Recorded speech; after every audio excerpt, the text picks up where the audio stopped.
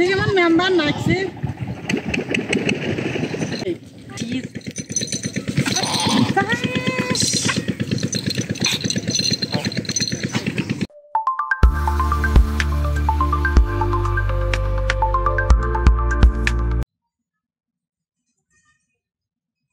কুড়িগ্রামের উলিপুর উপজেলার বজরা ইউনিয়নের তিস্তা নদীর তীরে সাজানো এক শান্ত সরল জীবন। এখানকার মানুষের দৈনন্দিন চলাচল, নদীর স্রোতের শব্দ আর গ্রামের নিসর্গ সব মিলে প্রকৃতির এক চিরচেনা সৌন্দর্য। আজ আপনাদের সামনে তুলে ধরছি তিস্তা নদীর মানুষের জীবনযাত্রা আর নদী ঘেঁষা এলাকার বাস্তব ছবি।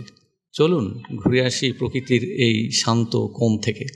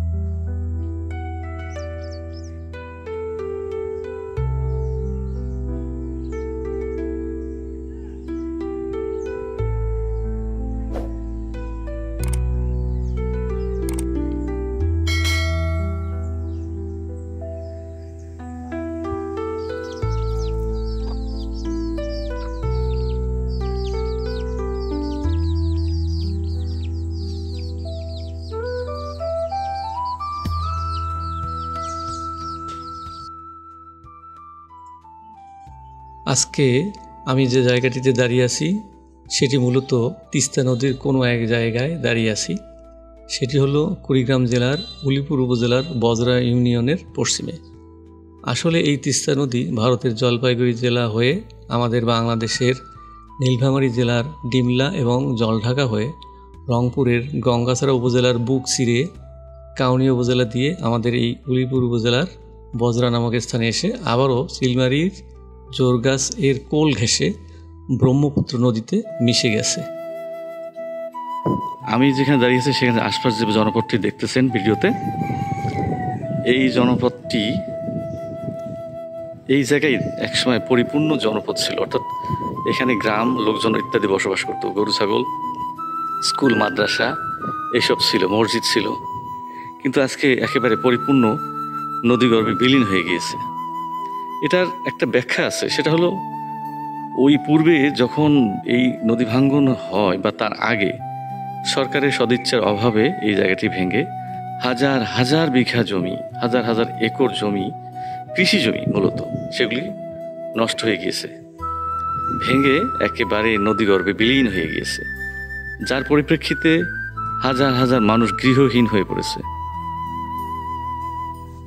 তারা অতি কষ্টে অনেক দূরে দূর দূরান্তরে গিয়ে আবার নতুন করে আশ্রয় নিয়েছে। আসলে মূলত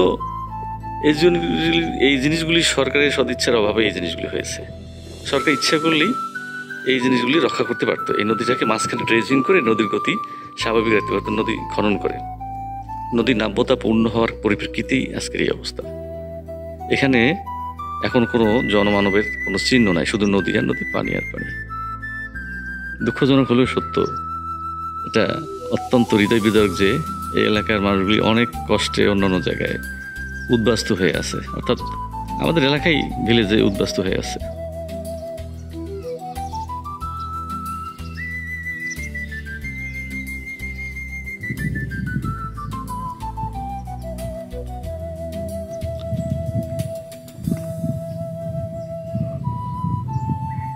এই নদীটি এই উত্তর দিক থেকে এসে দক্ষিণ দিকে গিয়ে জোরগাছ নামক জায়গার পাশে ব্রহ্মপুত্র নদীর সাথে মিশে গেছে।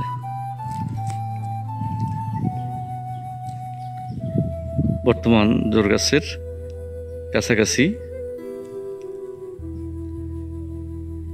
হরিপুর ব্রিজ নামে খ্যাত এই ব্রিজ হয়ে যোগাযোগ রংপুর আপনার জোরগাছ অর্থাৎ চিলমারি থেকে গাইবান্ধার দিকে এই ব্রিজটিকে সংযোগ স্থাপন করেছে।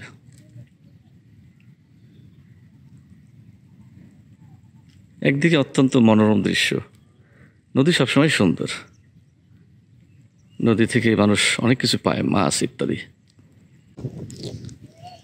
তবে নদীর একটি ধর্ম আছে, নদীর একুল ভাঙে অকুল গড়ে, এই তো নদীর খেলা।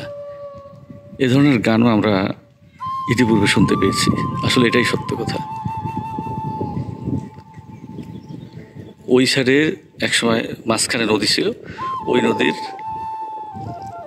প্রবাহ এসে এদিকে আশপাশের জমি ইত্যাদি জনপদ ভেঙে চুরমার করে দিয়েছে। এখন এই এলাকার লোকেরা অত্যন্ত কষ্টে আছে। তাদের আবাদি জমি এখানে ছিল একসময়, ভালো আবাদ ছিল, মানুষজন বসবাস করত, এখন সেটা আজকে নদীতে পরিণত হয়ে গেছে।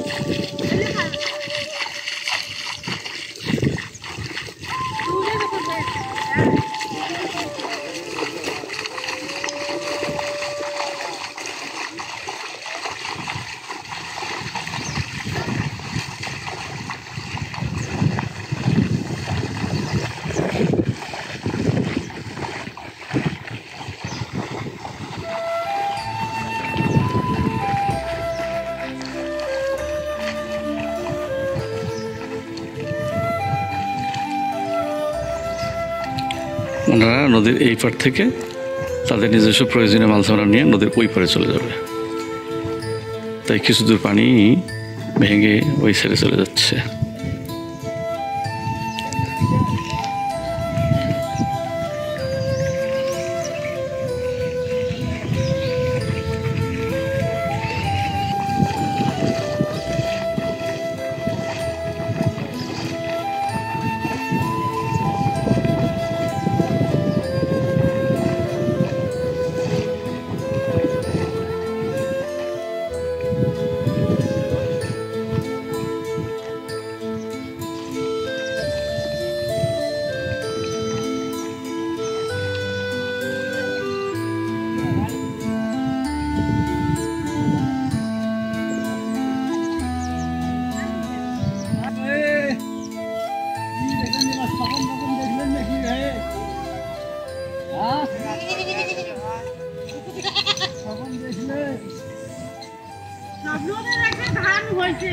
ছাগল নিয়ে যাচ্ছে তারা নদীর ওই পারে ঘাস খাওয়ানোর জন্য, নৌকায় করে ওই পারে নিয়ে যাবে, সারাদিন ঘাস খেয়ে আবার বিকেল ফিরে আসবে নিজ বাসায়।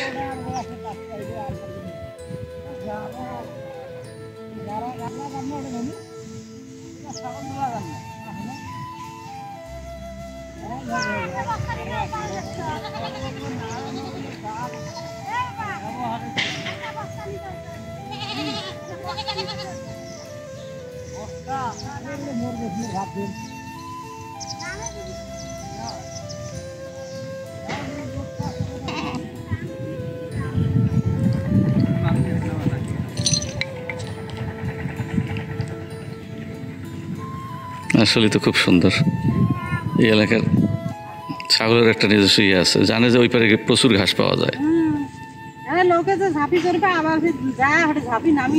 কিন্তু সাধারণত আমরা দেখি যে মানে ছাগল কিন্তু পানি নামতে চায় না, তাই না? পানি নামতে চায় না, খুব ইয়ে, ছাগল তো ঠান্ডা অনুভব করে। বাহ, চমৎকার। তো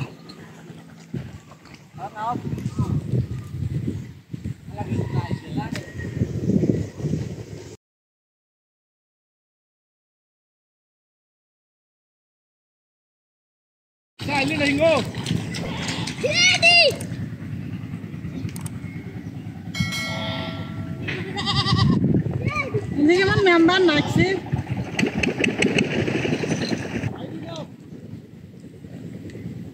লোকে ভাইডি নিবের কইলে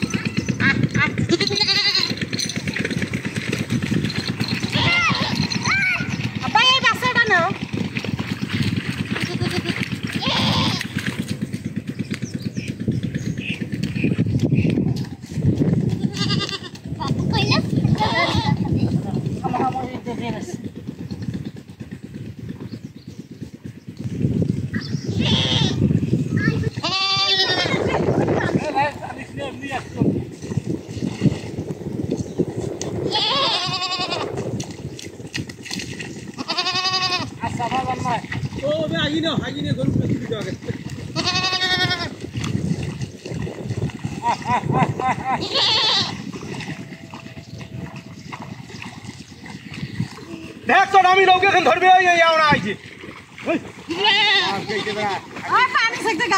ঘাস কাটছে পানি ছেড়বে না ঘাস কাটবে আমরা তো পার হই লোক ছাগল কিনতে কই দিছে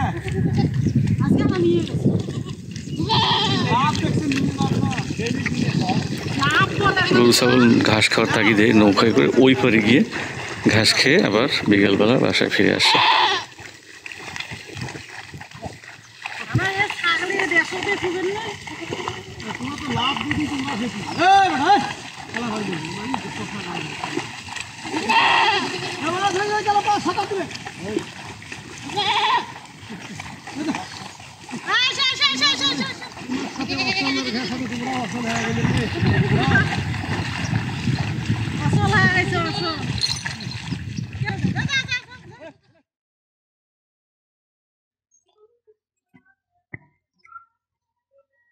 এই তিস্তা পাড়ের মানুষের জীবনযাত্রা দেখে মনে হচ্ছে সেই রবীন্দ্রনাথের কবিতার কথা স্মরণ করে দিচ্ছে।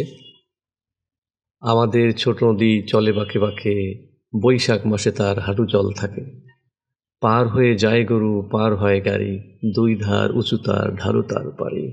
চিকচিক করে বালি, কোথা নেই কাদা, এক ধারে কাশবন, ফুলে ফুলে সাদা।